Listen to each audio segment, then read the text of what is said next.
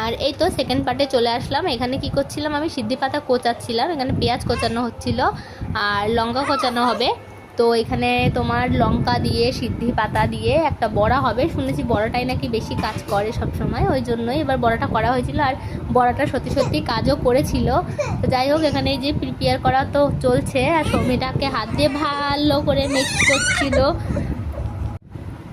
আর এই তো তারপরে ও ভালো করে চেক করছিল ওর ভিতরে দলা দলা কিছু আছে কিনা। আর আমার লঙ্কা কাটতে খুব ভয় লাগে, এই জন্য আমি হাতে গ্লাভস পরে নিয়েছিলাম। আমার মেয়ে তো এখানে বসে খুব মন দিয়ে দেখছিল।